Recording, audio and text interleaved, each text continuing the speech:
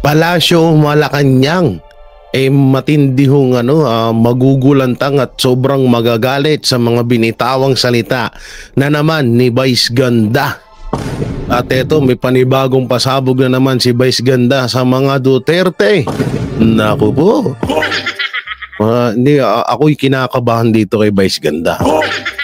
Hindi pa na ibabalik ang prangkisa ng ABS-CBN.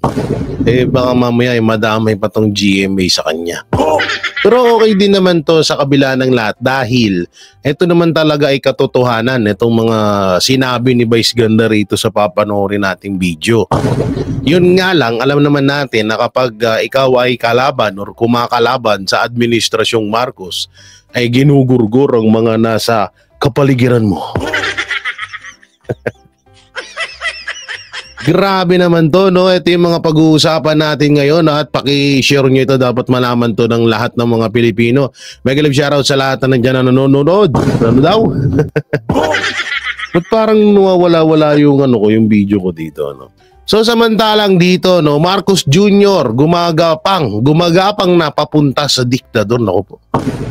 Oy, grabe naman tong gumagapang. Lahat ng problema sa third year na panunungkulan ni Marcos Jr. ibinabato kay PRRD. Totoo naman talaga. Ultimo ang pagbara ng inidoro ng mga congressman sinisisi sa mga Duterte. Kasi nga mga tangangani. Ay nako po, lahat na lang isinisi nyo sa mga Duterte. Wala nang ginawang tama ang mga Duterte. Oo, lahat na lang isinisi ultimong pagbara ng ilong ng isa sa mga congressman kay Duterte pa rin. Wala nang wala na talagang lahat na lang Duterte. Tapos pagdating sa mga ibang mainstream media, mabango si Marcos. Grabe naman nga ni. Grabe naman yan, grabe. Parang wala na kayong katapusan, kundi talagang isisi sa mga Duterte ang mga kaganapang ito. So ito, simulan na ho natin agad ito. Dito muna tayo sa sinabi ito sa isa sa mga sinabi ni Attorney Sal Panelo na kung saan admin gumagapang na papuntang diktadorya. Di alam nyo, totoo to kasi gayon sa panahon nga ngayon, katulad na lang yan, diba? Yung mga sa amin, kaming mga vlogger, mga sumusuport sa mga Duterte, kapag halos kami nga ginigipit na. Hindi lang kami pabor sa Administrasyong Marcos, ginigipit na kami. Sa totoo nga lang, Marcos Jr., kung mapapanood mo tong video ko, kami ang mga isa sa mga nagpanalo sa'yo.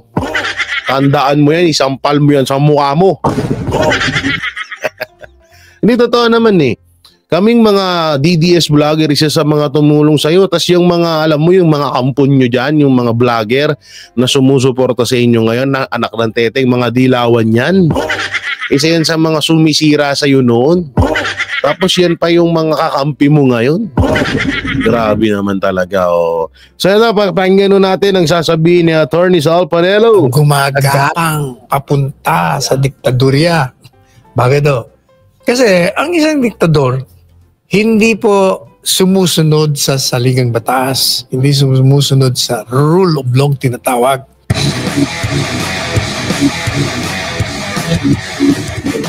Column ni former Ambassador Bobby Tiglao na may titulong Impeachment o Forget Impeachment, the case versus Romualdez will be the earth-shaking story. Sabi niya dito, Attorney Sal, while an administration captive mainstream media has struggled to focus national attention on the impeachment against Vice President Sara Duterte, the issue is an inarguable dud, with only the weird Senator Aquilino Coco Pimentel III and not even administration senators, if there are any, pushing for it. It is only the political pygmies, like the communist-led party representatives and those of Pink Akbayan and small-time congressmen like Manila Representative Joel Chua and Lanao Representative Zia Adyong, think this dead duck can still fly. And we don't have to discuss the implications of the fact that Sara has filed a case to stop the impeachment at the Supreme Court, 12 of whose 15 members were appointed by her father. the case against House Speaker Martin Romualdez and his alleged accomplices, even if seemingly boring, will be as politically explosive as it is in an open shut case. Why would it be? The allegations are based on documents from Congress and the Office of the President. In a 29-page pleading, Alvarez, former Speaker, accused Romualdez and his closest House allies of inserting unauthorized allocations into the 2025 General Appropriations Act, turning what were once blank line items into multi-billion peso windfalls that lawmakers never debated nor approved. Romualdez apparently threw caution to the winds, or is so convinced of his unstoppable political power that he undertook such blatant violation of budget formulation. He was also rushing to secure the funds to give the House members for them to impeach Sara. Indeed, several congressmen disclosed that aside from the 50 million ayuda promised to them, the Speaker or his minions told them they would get 100 million in public works funds for their districts. Alvarez wants the Ombudsman to suspend Romualdez and his co-accused, warning that they could easily intimidate witnesses, misplace documents, or block any probe while holding onto their powerful positions. This is textbook procedure to prevent high-ranking officials from stonewalling investigations. These allegations against Romualdez do more than expose the usual pork barrel. It undermines the basic principle that Congress should have absolute control over the nation's purse. The brazen nature of these insertions, Sinaba nito 0 pesos one day, billions the next, makes a mockery of accountability. Some lawmakers argue that it's all part of collective responsibility, but that's a thin excuse for a potential criminal enterprise involving stolen taxpayers' money. If the Ombudsman finds the charges against the Speaker and his minions valid, he will ask the Sandigan Bayan Special Anti-Graft Court to hear the case. If the Sandigan Bayan convicts Romualdez, the court can impose penalties such as imprisonment, fines, and disqualification from holding public office under Republic Act or Revised Penal Code 3019 or the Anti-Graft and Corrupt Practices Act. Anong masasabi mo dito, Attorney Sal? Earth-shaking daw ng mga kaso versus Speaker Martin Romualdez. Alam mo, tama yung sinasabi ni Buhi Tiglao. Yung demanda laban sa kanila, kaugnay doon sa blankong committee ng bicameral committee report na siyang naging batayan ng enrolled bill na pinirmahan ng Presidente Marcos Jr. ay mabigat na kaso yun sapagkat falsification of documents yun. Pangalawa, hindi pa nila sinunod ang proseso ng saligang batas kung saan kailangan ng dalawang sangay ang magdedesisyon, ang uusisa sa anumang batas na pinapasa. Pero ang nangyari ay yung 2, 3, 4 na tao lamang ang naging promotor at nag-approve ng General Operations Bill. At yan, napakalaki na kailangang mapigilan. At kailangan managot ang mga dapat managot yan. Kaya yung, alam mo yung sinasabi niyang demanda, talagang yun ay magiging malaking dagok trahedya sa parte ni Speaker Martin Romualdez. Pagkat sabi niya nga open and shut case. Tama naman, ano mo, pag sinabi mong open and shut case, talagang sigurado na makukonvict ka dyan. Sapagkat nandun ang ebidensya, dokumentado. Yan tanong, makukonvict ba talaga si Martin Romualdez? Kung si Franz Castro nga na walang masyadong kapangyarihan sa Kongreso, hanggang ngayon malaya pa rin. Di ba? Tsaka ito ay nakalimutan. Unti-unting kaya nga pa ulit-ulit ko to. Kasi may mga nababasa ako minsan sa comment section. Siguro mga troll army ni Marcos yan.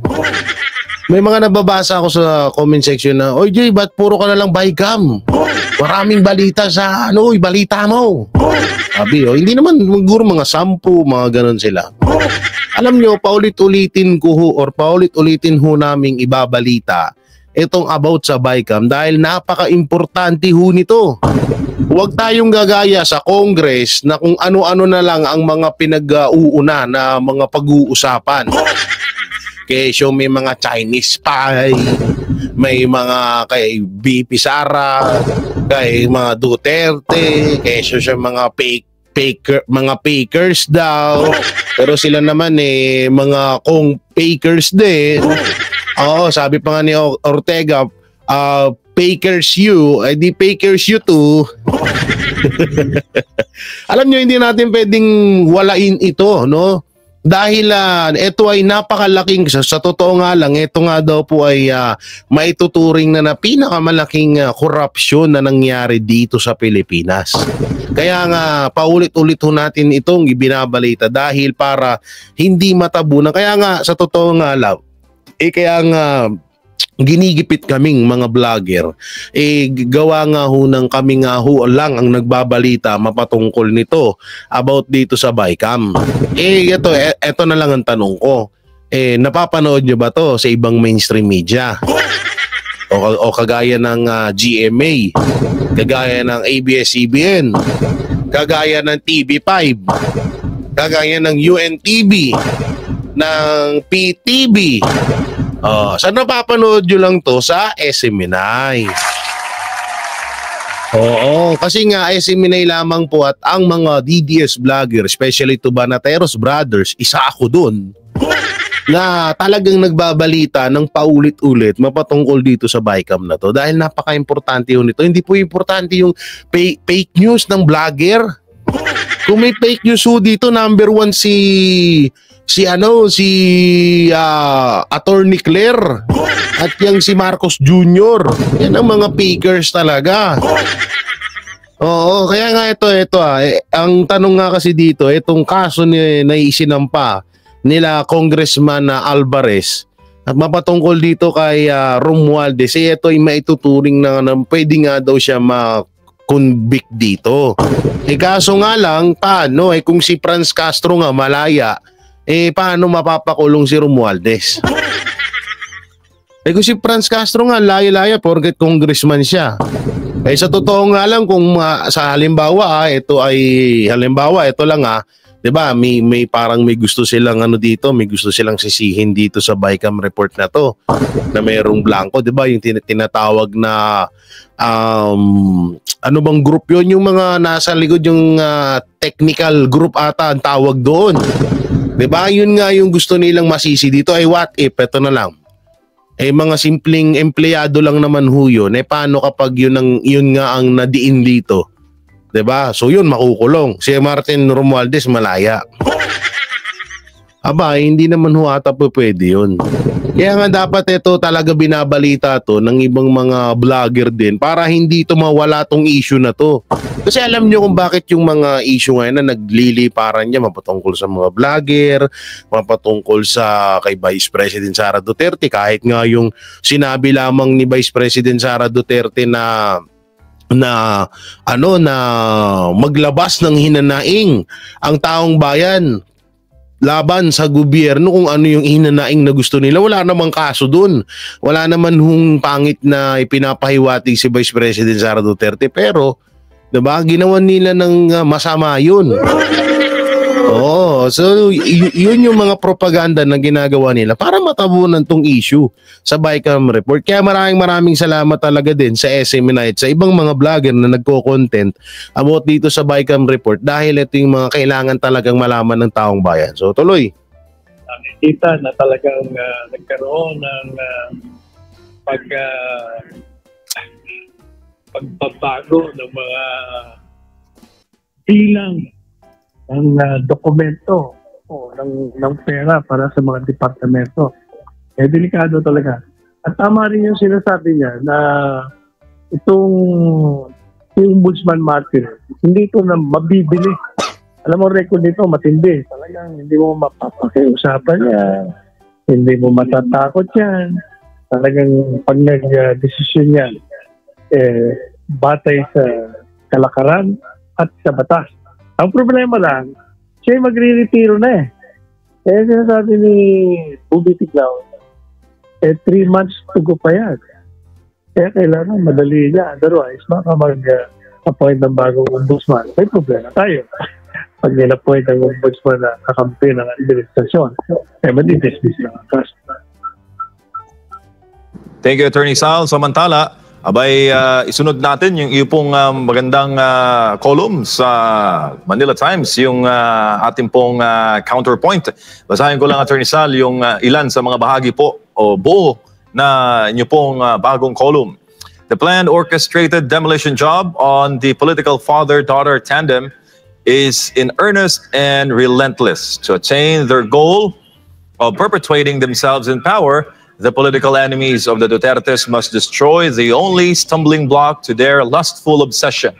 It is, of course, the former president and his daughter, the incumbent vice president, who formed the powerful blockade that will frustrate the political scoundrels from obtaining their objective, hence the initiation of the congressional probe on the confidential funds of VP Sara, the filing of criminal charges, and the constant barrage of disparaging narratives against her.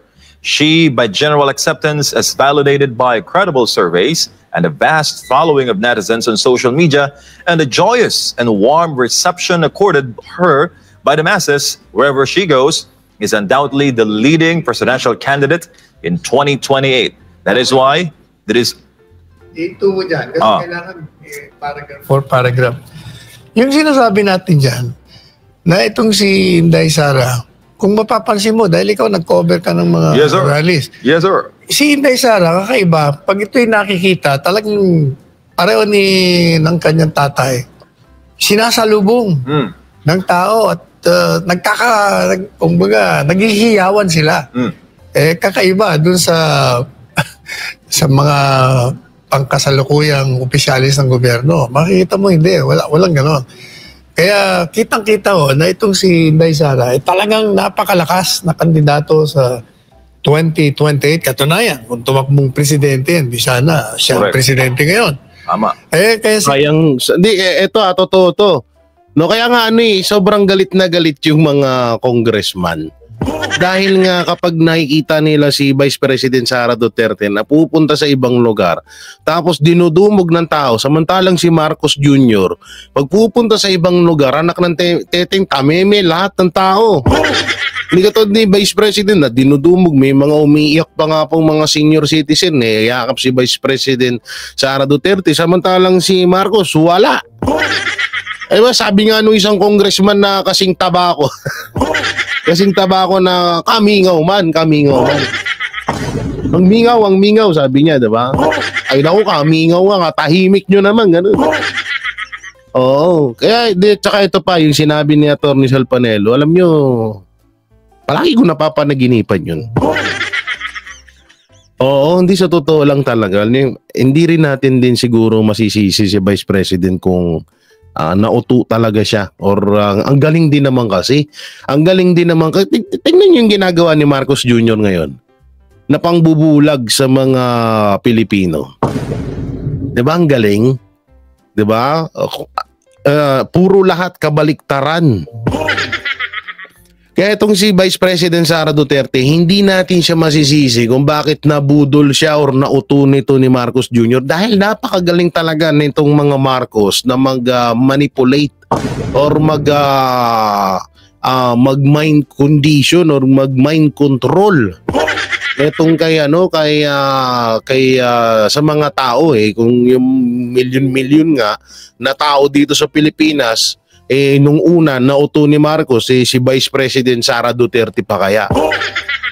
Nga lang ang masakit doon dapat nga talaga si Vice President Sara Duterte ang presidente dapat ngayon at siya talaga dapat ang tumakbong presidente ng Pilipinas. Ngayon sana napakasaya ng pamumuhay natin. Ngayon sana walang nangyayaring gulo, walang nangyayaring nakawan. Biruin nyo yung sa sa confidential fund pa lang ng Office of the President na nagkakahalaga di uman, hindi ko tukoy kung nasa 4 billion ba or nasa 2 billion, wala ho yun sa kalingkingan ng paulit-ulit nilang pinag-uusapan na confidential fund ni Vice President Sara Duterte na 125 million. Di amak naman na mas mataas pa yung sa COMELEC na ginastusan ng 150 million yung balota tapos ibabasura lang din naman. O, 'di ba? Kaya nga itong talagang sobrang nakakapanghinayang or nakakapang sisi din talaga na bakit hindi talaga si VP Sara ang tumakbong presidente ng Pilipinas. Di sana kahit papaano etong nangyayari ngayon na hindi natin ito mararanasan at yung mga build project ni Pangulong Duterte hanggang ngayon siguro talagang patuloy pa rin na umuusad. Ngayon nasa na yung build project ni PRRD, wala na. Chapwera na. Anong mga nagagawang project ni ni Marcos Jr.? Wala. Ayun, nandun, nangangampanya kasama yung mga senador niya na iniendorso, puro pasaring ng pasaring. Tapos pag binalikan ng mga Duterte, mag-iiyakan yung Congress. Mag-iiyak si spokesperson. Si spokesperson na attorney Pakers. Si Attorney Pakers, ha? Yun na yung tawag natin sa kanya kasi yan ang tawag sa atin ng Kong Pakers. Oo, no? So, ayun, nagngangawa sila. Kaya nga ito nga, sabi ko nga sa inyo, sa darating na eleksyon, dun tayo bumawi.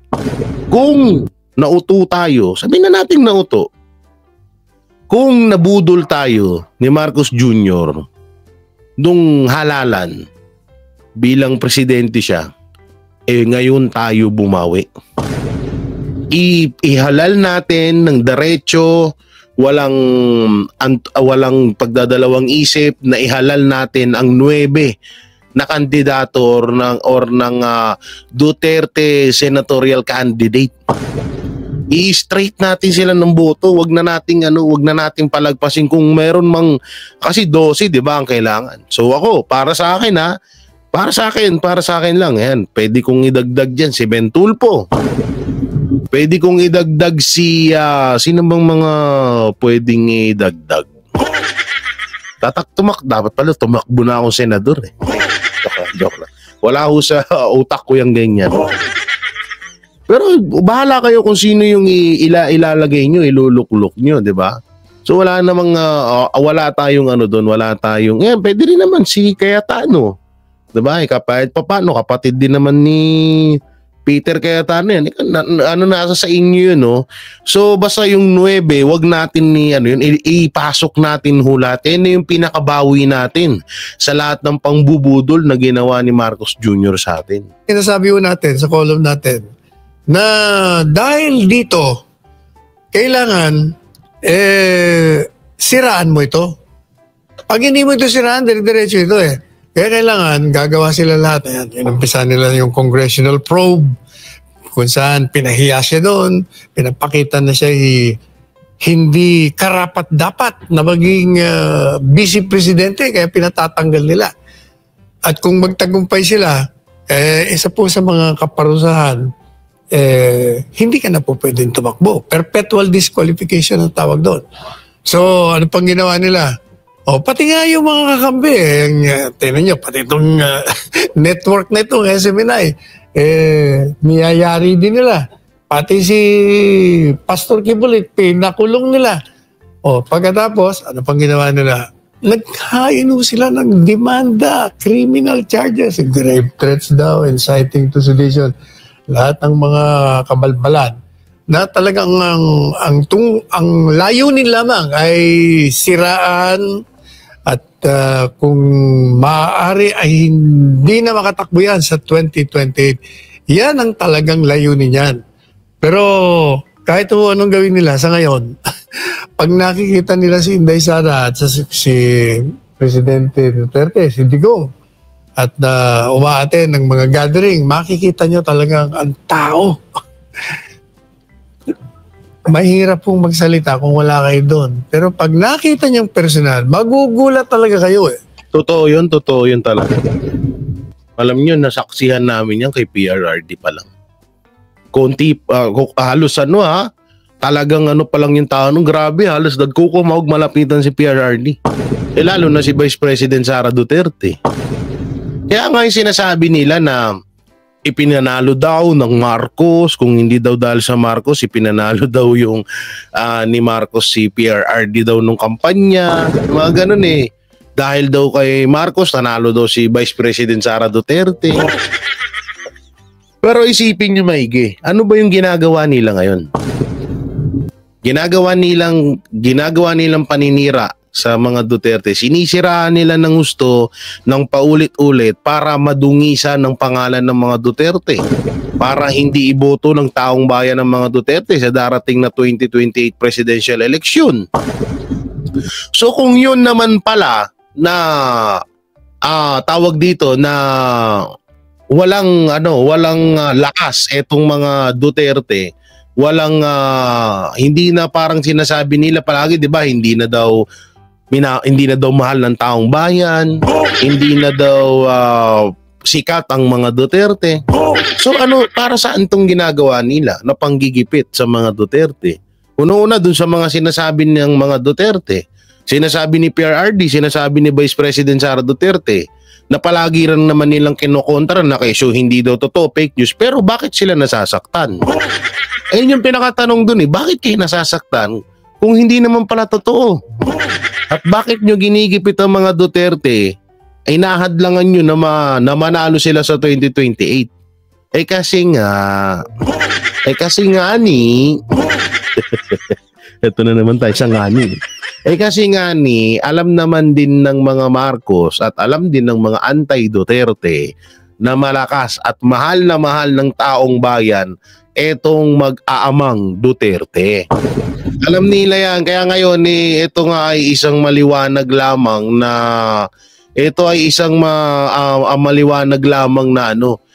maliwanag lamang na tawag dito na sila ay talagang hinahadlangan nila ang mga Duterte na makapasok muli sa pagiging presidente. Kasi nga alam nila na hindi na majijeta na naman, kagaya ng mga sinasabi ko, maraming majijeta rito. Majijeta, number 1, yung mga korap na mga politiko. Majijeta, number 2, yung mga adik. Majijeta or mawawala biglaan na naman ng mga NPA na ngayon ay nagbabalikan na. Diba? Una-una kasi nung panahon ni PRRD, kaya maraming galit eh. Diba? Maraming galit sa mga Duterte. Hindi maraming galit na mga Pilipino. Hindi yung mga kababayan natin na nagmamahal sa mga Duterte. Maraming galit na mga negosyante, mga drug lord, mga negosyanteng gumagawa ng anomalya dito sa Pilipinas, mga politiko na hindi nakapangurap nung panahon ni PRRD. Kaya lintik lang yung galit nila dyan. O katulad na lang, sabihin na natin, sino ba yung mukhang korap dyan sa gobyerno? O, yung mga talagang grabe kong mangurap ngayon, hindi yan nakaporma nung panahon ni PRRD. So, diba? So doon, ang laki-laki ng ginastos nila sa mga vote buying nila na hindi nila nabawi dahil nga hindi sila makapangurap nung panahon ni PRRD. Ngayon lang sila bumawi. Kaya nagtutulong-tulong yung mga yan para nga pabagsakin ng mga Duterte. Pero wag tayong papayag dun. No? At marami pa naman. Halimbawa lamang po, no, kung sakali man na ma-impeach talaga si Vice President Sara Duterte, ako rin hindi ako pabor dun sa impeachment na yon at hindi naman deserve ni Vice President Sara Duterte. Hindi pa rin tayo mawalan ng pag-asa kasi nandiyan pa si PRRD, nandiyan pa si Congressman Pulong Duterte, nandiyan pa si Mayor Basti Duterte. So marami pa tayong choice na alam natin na mas makakatulong pa sa bansa natin. 'Di ba? So ngayon, pero para sa akin at nandiyan din isa pa, si Pastor Apollo Kibuloy.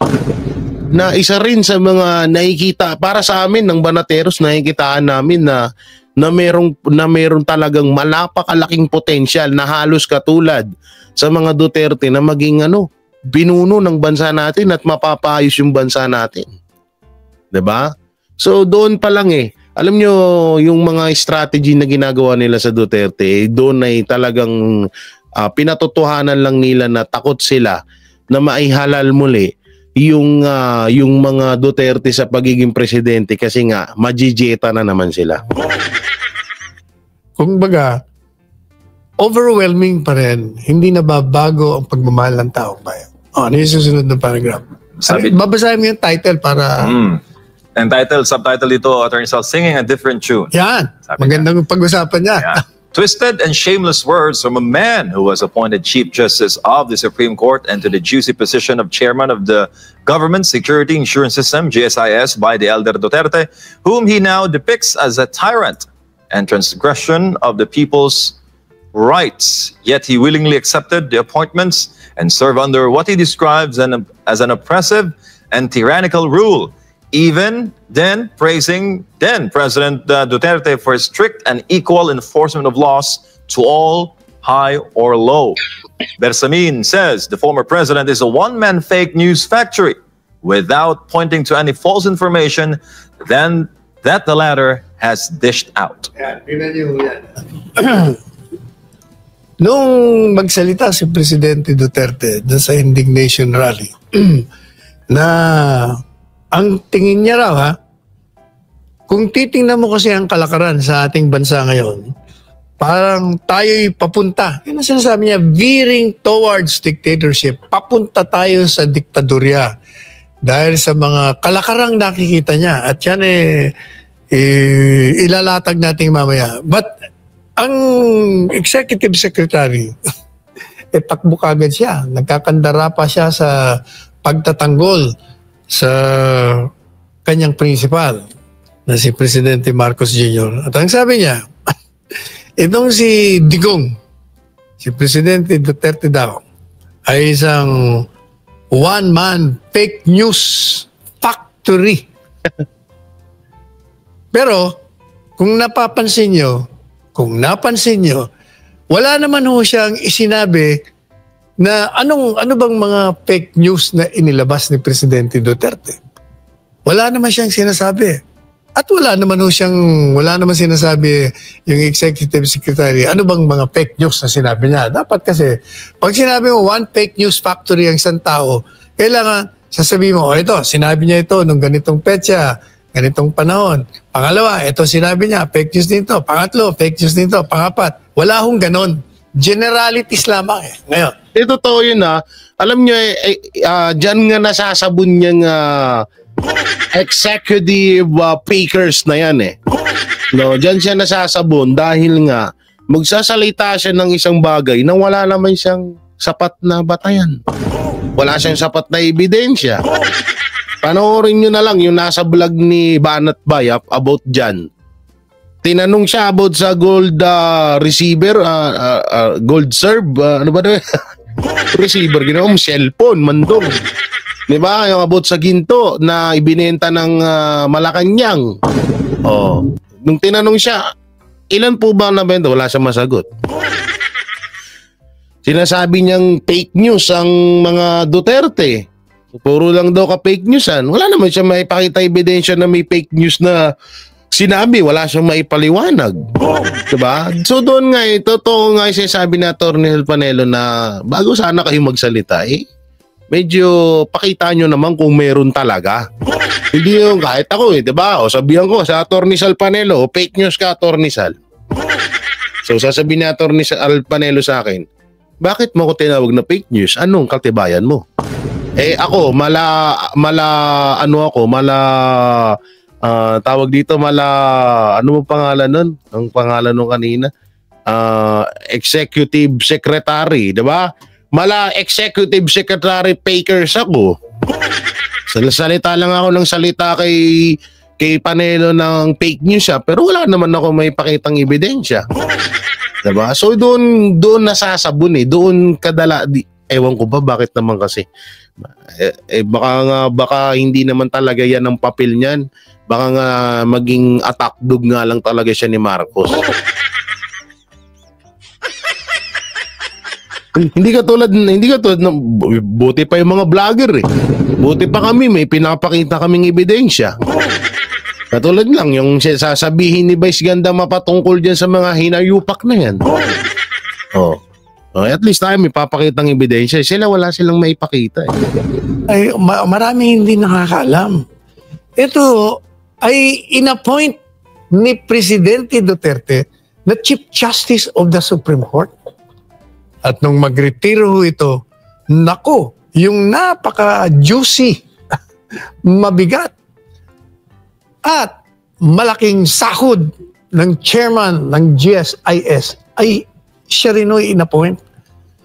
At tingnan nyo kung makapagsalita siya ngayon, sabi niya, etong si Digong, ito kilala bilang isang tyrant, tiraniko, nilalabag niya ang batas. Marami siyang parang pinalalabas, marami siyang pinapatay sa likod ng mga tinatawag na extrajudicial killings. Marami siyang pinapahuli. Nawala daw rule of law, walang due process. O madali sabi, ako, diktador itong maman to. Napaka-oppressive nito. O tingnan nyo nanggagaling ito sa isang mama, isang inappoint na Chief Justice, na kinabang, bilang chairman, at napupuri niya si Presidente Duterte noon bilang isang striktong nagpapatupad ng batas. At kaya kasabihan na kapag tapos ka na kunin ng iyong pangangailangan sa isang tao, ngayon babanat-banatan mo na. Naranasan ko din yan. Oo, may isang tao dati na parang kung sambahin ako, wagas eh. Nung nakuha na yung gusto sa akin, yun na. Kung ano na pinagsasabi doon sa tropa niya. So ganyan din ko lang yun, naisingit ko lang yung sa akin. So ganyan lang din yan. Katulad lang nila barbers. Yung ibang mga politiko na nagsasalita against sa mga Duterte. O dati, kung puriin nila, si Barbers nga, sabi pa nga ni Barbers nun, gusto ko pang i-extend ang termino ni Pangulong Duterte. Tapos bigla ngayon, against na siya sa war on drug. Dahil daw napakaganda ng programa na war on drug ni Pangulong Duterte nung panahon na presidente siya. Sinabi ni Barbers yan, may video yun, hindi yung fake news. May katibayan yun. So ngayon, bigla na, marami, alam nyo, lahat ng halos politiko dyan, yung mga bumabanat kayo sa mga Duterte, pinakinabangan sila Dan Fernandez, sila, yung si Kangkong, na naghahamon ng lie detector test kay Vice President Sara Duterte, isa rin yan. Ang dami nila dyan, halos lahat naman yan, pinakinabangan ng mga Duterte. Ultimo nga yung pinuno nila, kahit nga si Martin Romualdez, di ba? Gusto pa nga maging vice president dati ni Duterte yan. So doon pa lang talagang alam niyo yun talagang matatawag natin silang mga balimbing. Yung mga ganyan ugali, mga balimbing yan eh. Kung sino yung nasa katulad nila Tolentino, yan, nila Manny Pacquiao, kung saan yung may doon sila katulad ni Manny Pacquiao.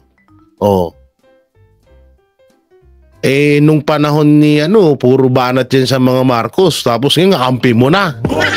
Yun, dumura ka, tas hinigop mo ulit.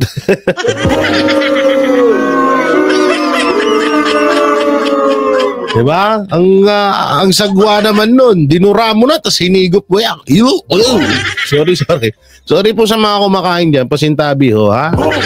Pero yun po ang katotohanan. Kaya nga sabi ko nga marami talaga, kaya nga totoo nga yung sinasabi ni PRRD na sa politika, ngayon kakampi mo, bukas kalaban mo na. Kasi nga uso talaga ang gamitan. Kaso ngayon, buti kahit paano naman alam nyo, naging magandang halimbawa talaga etong mga Duterte, no? sa buong Pilipinas. Alam niyo kung bakit?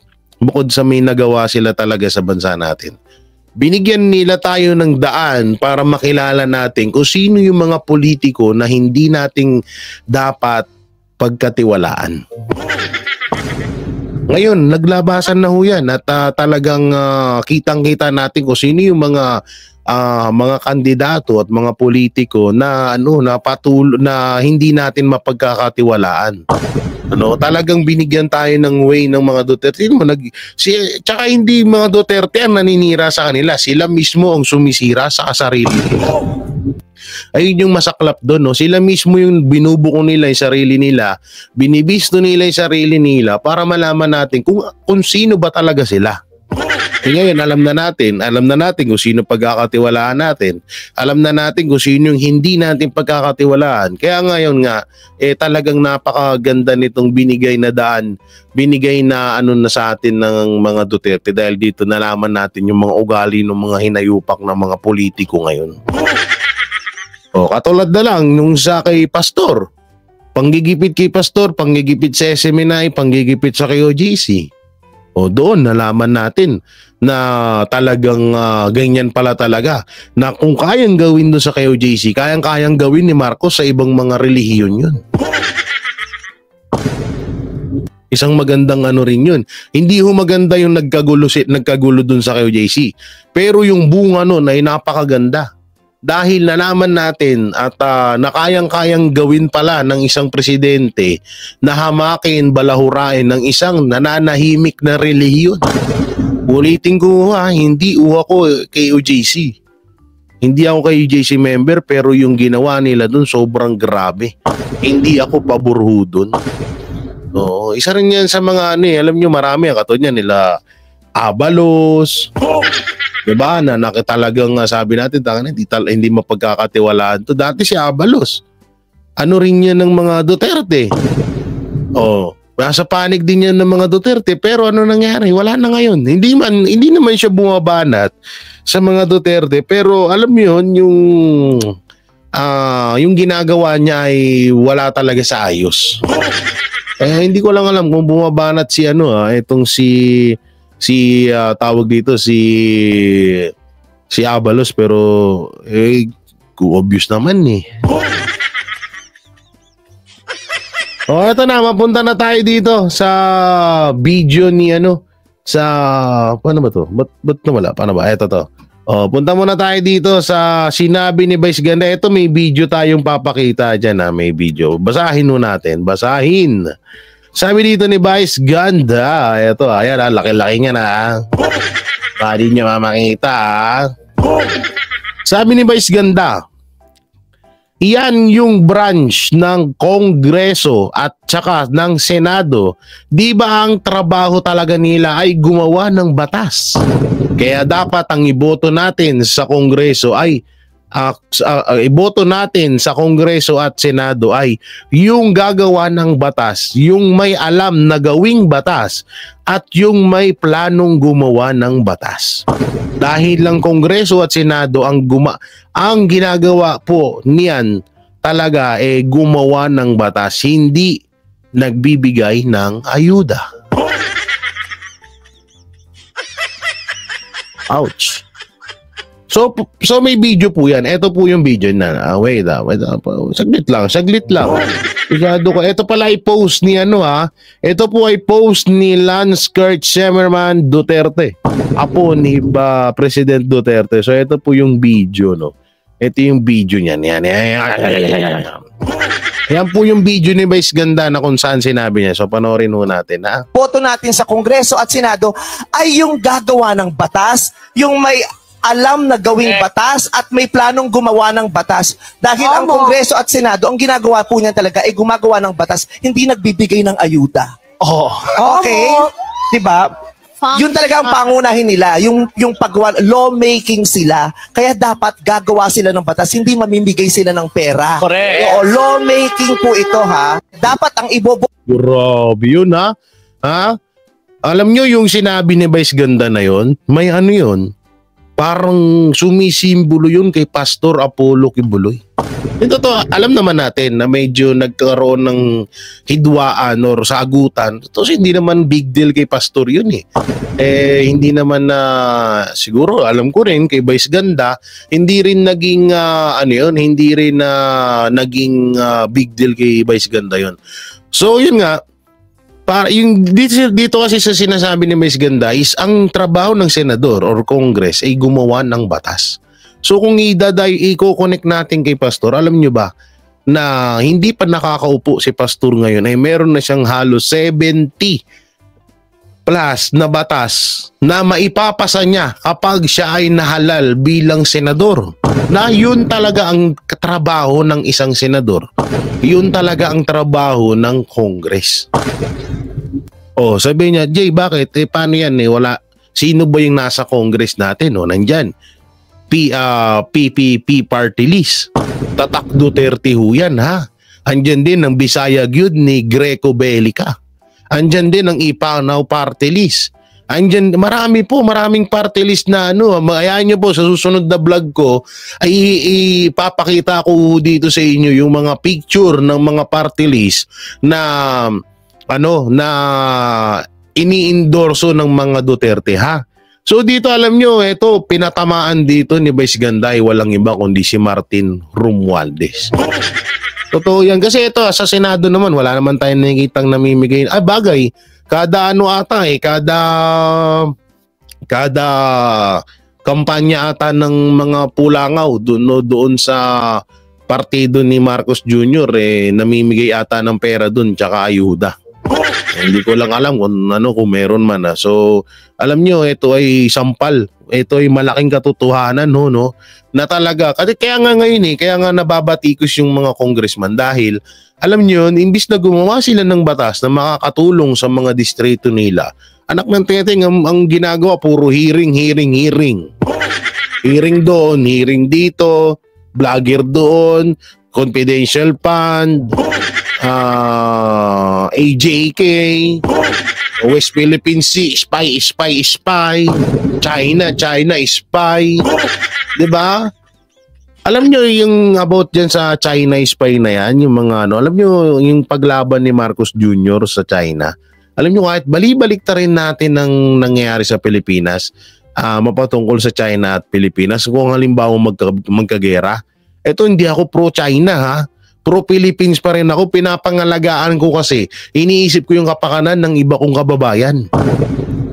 Isipin nyo maigi kung labanan natin yung China, wala tayong magagawa dun. First world, isa sa mga first world country yun. Tiyamak na mas malaki sa kalingkingan lang tayo nun. Anong laban natin dun kung yung bigas nga hindi nga maasikaso ng presidente, yung gera pa kaya? Sipin nyo nga maigi yun. Kung yung presyo nga ng bigas mga bilihin dito hindi niya maasikaso, yung makahanap pa kaya siya ng tawag dito ng mga kagamitan para labanan ng China. Kalukuhan yun. Una-una ngayon hindi nakakampi ng ayaw. Una-una yung pinagmamalaki ng mga tansuan dyan na kakampihan ng Amerika ang etong Pilipinas pag nagkagera sa China. Si Donald Trump katulad lang din ni Pangulong Duterte yan na ayaw sa gera. Anak ng teteng naman talaga, Kaya itong sinasabi ni Vice President ni Vice Ganda ay talagang ito ay ikakagalit na naman ng Malacanang. Ito ay ikakagalit ng palasyo talaga. Talagang sa pulho sila dito. Ang nakakatakot lang dito, Vice Ganda. Bagay, mayaman naman to si Vice Ganda. Hindi na tayo takot dyan. Alam mo yung mas mayaman pa to sa mga senador tsaka congressman. No? Oo, mas mayaman pa doon si Vice Ganda. Alam nyo, pag kahit papano, kaso, dapat ikaw na lang Vice Ganda kaya Geraldine Oo, yung kahit papano, may parang may sense ka pa, kahit papano, ha? Pero tama na itong sinasabi ni Vice Ganda.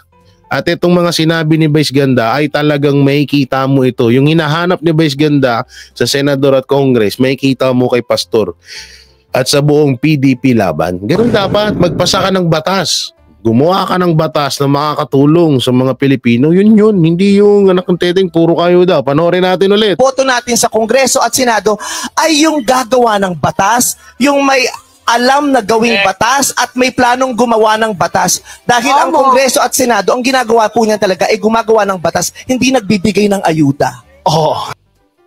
Boom. Boom, kunana. So yung mga banateros, mga kabiyaya, nung maikokomento nyo sa sinabi ni Attorney Salpanelo at sinabi at mga pasabog ni Vice Ganda mapatungkol sa mga congressman at senador, i-comment nyo lang po dyan sa baba. Siyempre, don't forget to like, share, comment, and subscribe sa ating YouTube channel.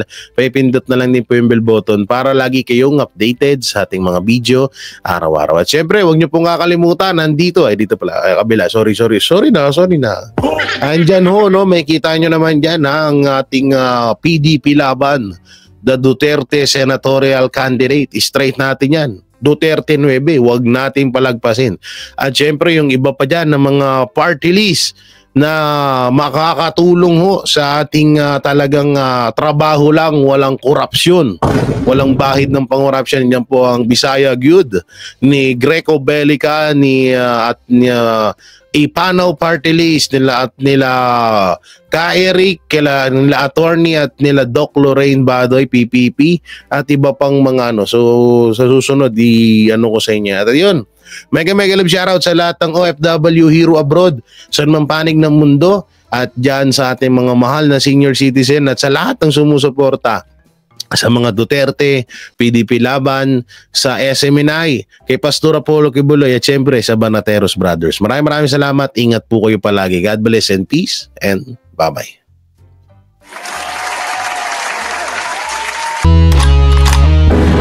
Yan ang Banateros, walang inuurungan. Pag tama palakpakan, pag mali ay babanatan. Yan ang Banateros, boses ng ordinaryong Pilipino. Banateros ay walang makakaawan, walang inuurungan. Banateros ay tinutulungan.